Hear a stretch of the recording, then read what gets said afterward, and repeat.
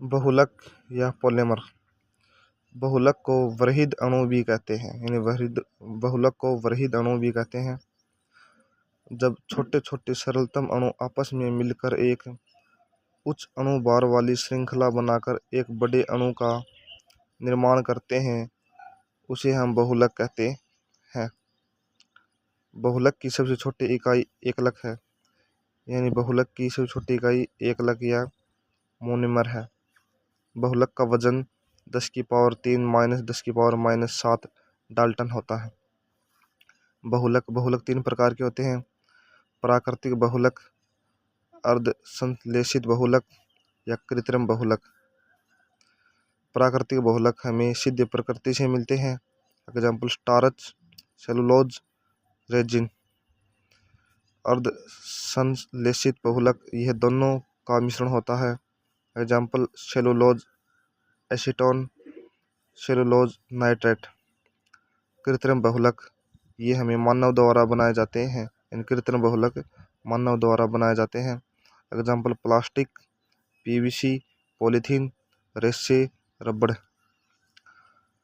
रेखीय या लाइनेक्स। रेखीय उच्च घनत्व का होता है, रेखीय इसमें उच्च घनत्व होता है रेखीय में। Example polythene, hard polythene. शाखित या ब्रांचेड, शाखित इसमें निम्न घनत्व होता है। Example polybag, polythene. Cross linked polymer. Example melamine, bakelite.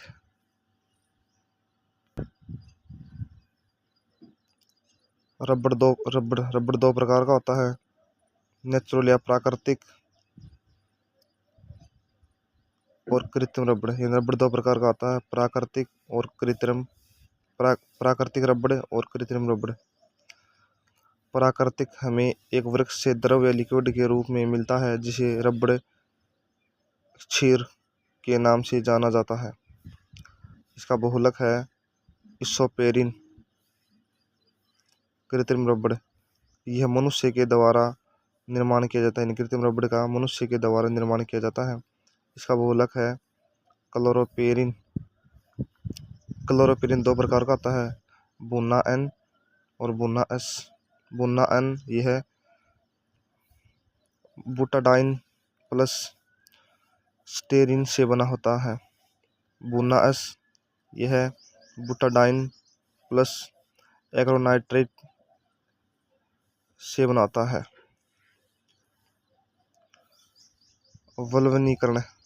वल्वनीकरण।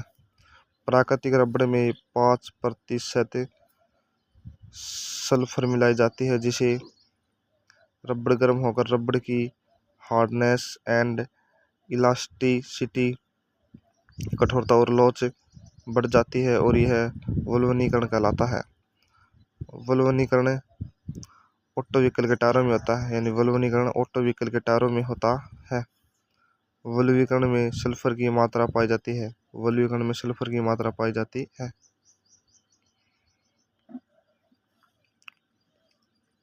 रेशे या फाइबर्स। रेशे अंत आणवीय बल ज्यादा होता है रेशे का, अंत आणवीय बल ज्यादा होता है रेशे का। रेशा दो प्रकार का होता है, प्राकृतिक और कृत्रिम। प्राकृतिक रेशा प्लांट पौधा में, एनिमल्स जानवरों में और मेल में, प्लांट या पौधों में। जूट जूट जूट और कॉटन। जूट को पटसन गोल्डन फाइबर कहते हैं, जूट को पटसन कहते हैं और जूट को सोने का रेशा कहते हैं। कॉटन। एनिमल जानवर में सिल्क या रेशम, वूल ऊन। मेल ऑफ प्रोटीन, मेल में प्रोटीन। कृत्रिम में nylon, rayon, polyester, carbon fibre.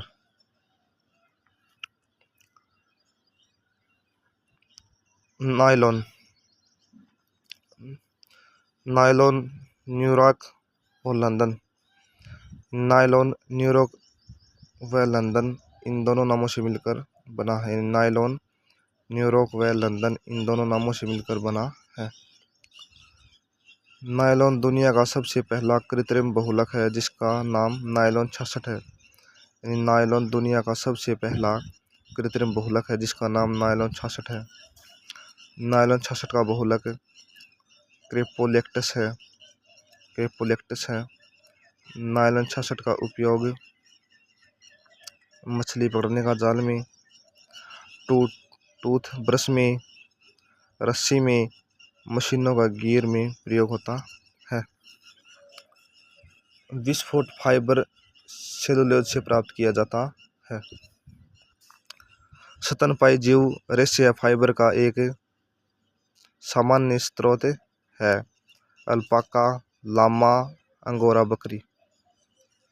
मकड़ी के जाले रेशा या सिल्क के बने होते हैं जो प्रोटीन से बने प्राकृतिक फाइबर हैं।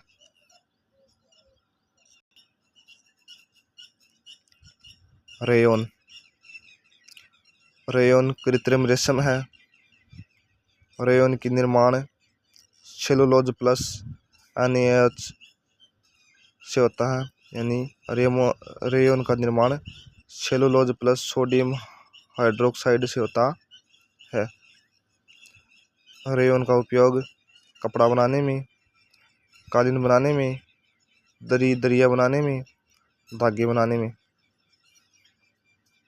पॉलिस्टर, यह सबसे पहले इंग्लैंड में बना था। पॉलिस्टर, यह जाल को अवशोषित नहीं करता है।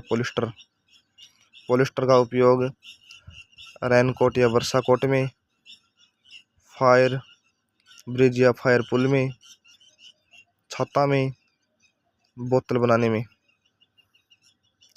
कार्बन फाइबर, यह किसी भी कृत्रिम रेशे के अपूर्ण दहन से कार्बन फाइबर पर जंग नहीं लगता है, इसलिए इसे जेट प्लेन में यूज करते हैं। यानी कार्बन फाइबर पर जंग नहीं लगता इसलिए इसे जेट प्लेन या जेट विमान में यूज करते हैं। कार्बन फाइबर का वजन कम होता है। स्टार्च यह अमाइलोज प्लस अमाइलोपेक्सन से बना होता है। स्टार्च अमाइलोज प्लस अमाइलोपेक्सन से बना होता है।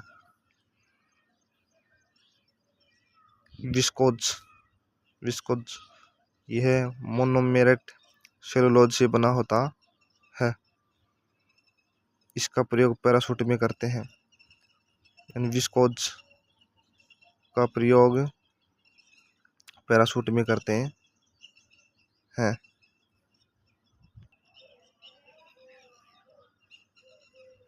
प्लास्टिक दो प्रकार का है, थर्मोप्लास्टिक और थर्मोप्लास्टिक हीट देने पर सॉफ्ट या मुलायम होते हैं। थर्मोप्लास्टिक हीट देने पर सॉफ्ट या मुलायम होते हैं।